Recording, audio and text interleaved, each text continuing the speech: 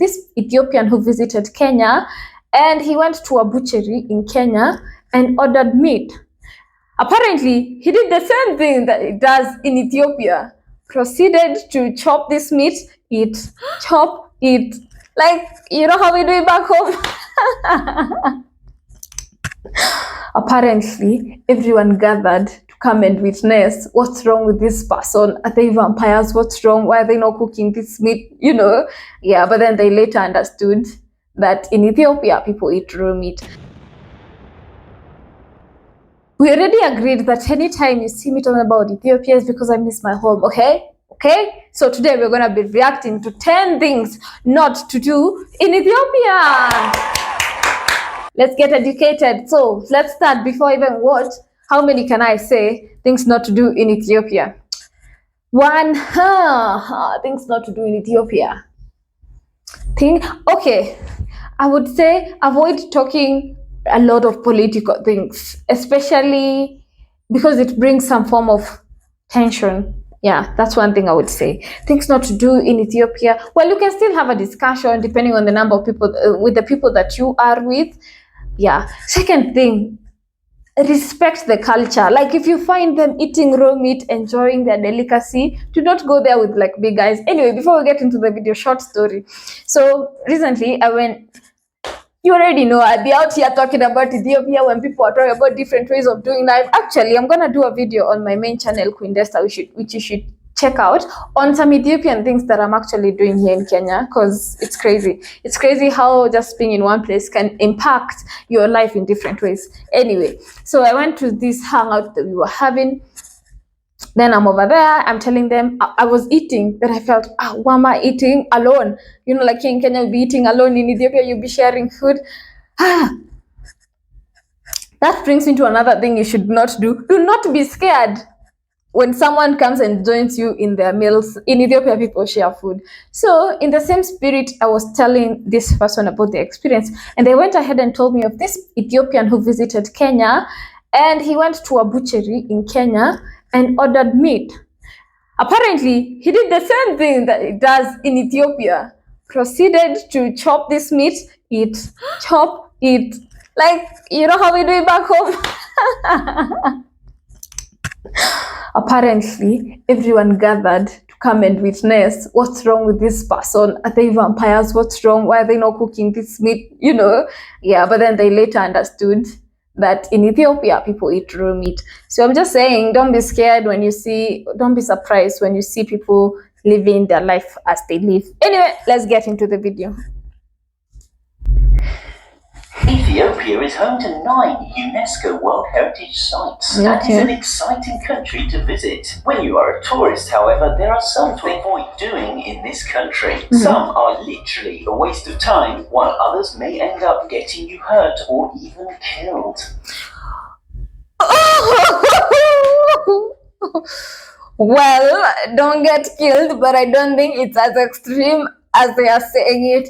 Either way, in relation to what they are talking about is in relation to things not to do, like what not to go see, of which I feel like that's such a limiting way to give these points. Because I'm thinking, if there's something I would recommend people not to do, and that is because it's least on my list, like it's the last thing that excites me, is feeding the hyenas in Harar.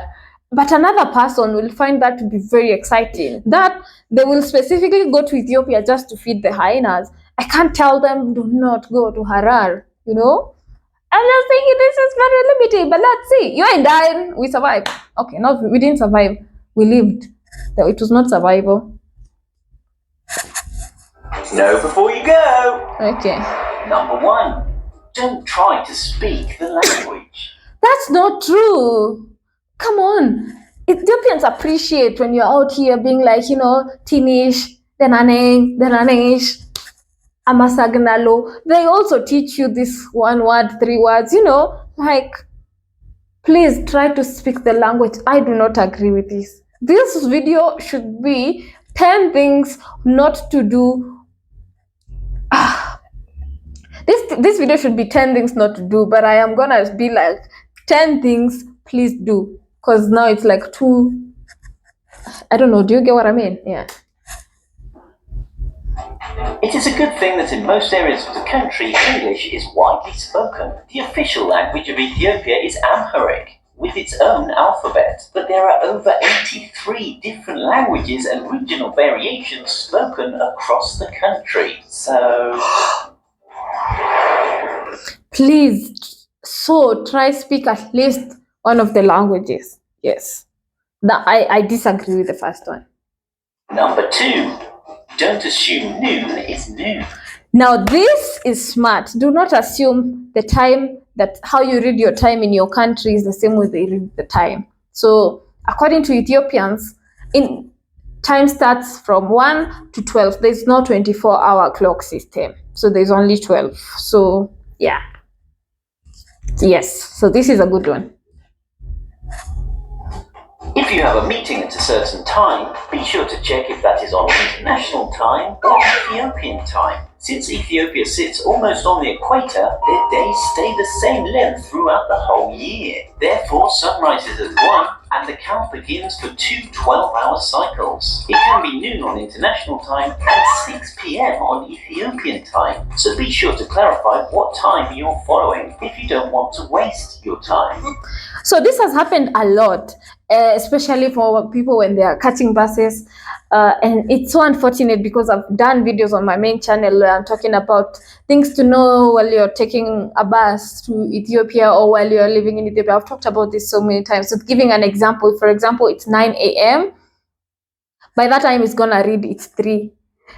In Kenya, as a Kenyan, it's very easy because in Swahili, that's also how we say time. Like at 9 a.m., you're going to say ni saa tatu. So, but then you have to think like Swahili, but then speak in English, if that makes sense. So it's important to clarify, are you meaning Ethiopian time or international time? Number 3, don't be your own tour guide.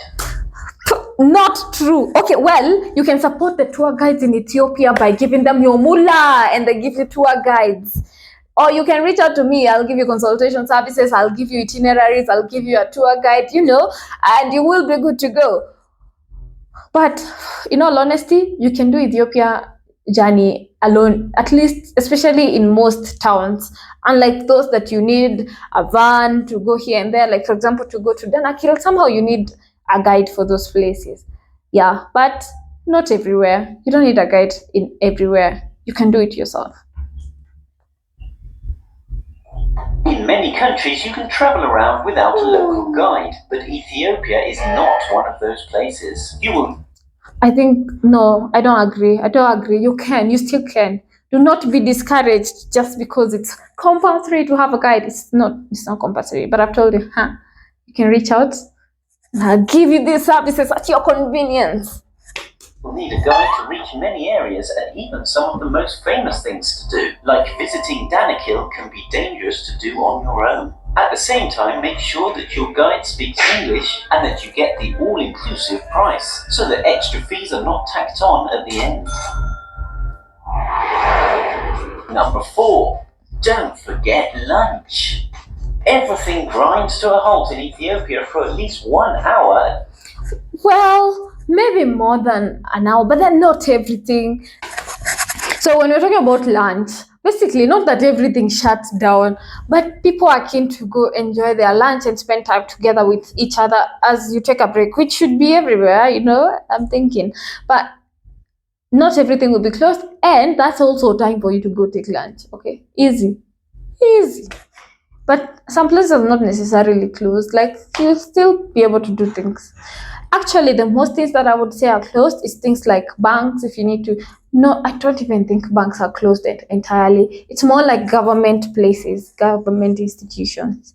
Yeah, so this is 50 not true. Maybe 60 not To true. a halt in Ethiopia for at least 1 hour at lunchtime with everything closing. Take advantage of this time to eat a good lunchtime meal. One thing you will want to try in Ethiopia is their fasting meals on Wednesdays and Fridays, when no meat, fish or dairy products are eaten. So they make delicious vegan-friendly dishes.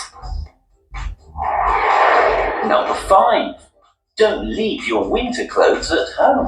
This is true. It gets cold in Addis Ababa, especially if you are in Addis Ababa at night, especially for people that are from West Africa. You know, like West Africa is very, very hot. So when they come to Ethiopia, Addis Ababa at night, they'll be like, oh, yeah, it's cold. Trust me, it's colder than Nairobi, especially sometimes. Yeah, but also sometimes Nairobi is cold. But then Addis is continuous all through the year. So don't leave. Since this country sits near the equator, you would expect it to be warm all the time. But that is not true, because many of the places you will want to visit sit at a higher altitude and can get chilly in the evening.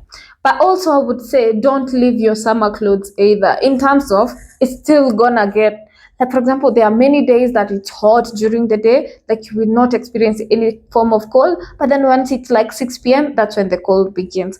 Also, when you live like Addis Ababa, you go to a different city, then now you don't need the winter clothes in some places. Like for example, if you go to Hawassa, or if you go to like Danakil, stuff like this. Yeah, so just be ready for both weathers. You'll feel cold and you'll feel hot. For example, in Simeon National Park, temperatures can drop to 28 degrees Fahrenheit at night. Yeah. So you need to dress in layers. At the same time, there are many places in the country where it can get scorching hot, like the Danakil Depression, where one of only 4 living lava lakes in the world is found, and has recorded temperatures of 125 degrees Fahrenheit. Number 6. Don't give children gifts. Well, on that matter, I don't know if I would be strict on saying do not give children gifts, but I personally, this is my own personal opinion. I do not subscribe to giving children money, and this is because we give them the perspective that if you, one, go on the streets, people will give you the money, then you become just a receiver. And this is ingrained in your head, or you become entitled on, you know what, I don't need to do no work, it's going to be given to me. So for this reasoning, I prefer not to give children money.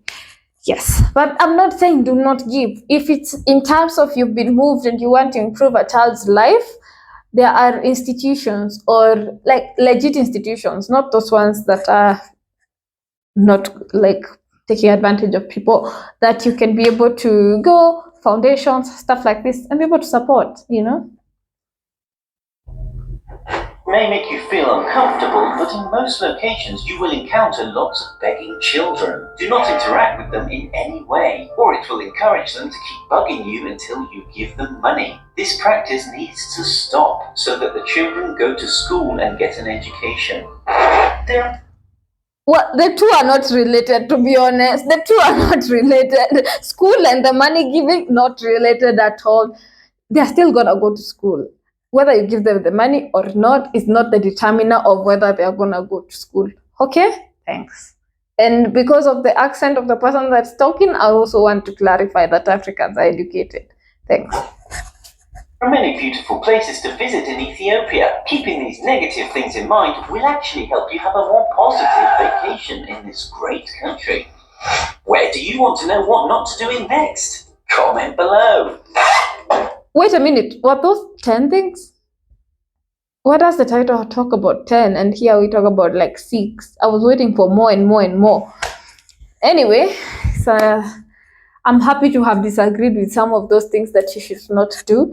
I feel like what you should actually do, what you should not do, because now we are talking about things not to do not go to visit Ethiopia with a closed mind. You have to go with an open mind. If you go with a closed mind, you will see their food, you won't like it, you will experience Hungary, then the altitude will come at you, and then after that the language barrier will make you feel like can I run out of this country. So yeah, go to Ethiopia with an open mind. It's beautiful, it has a lot to offer, and Ethiopia is not just about Lalibela. I feel the urge to just say that Lalibela is a place that should be on your list, but then Ethiopia still has so much more to offer.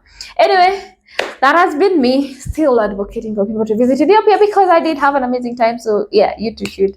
Anyway, until next time, bye. Subscribe.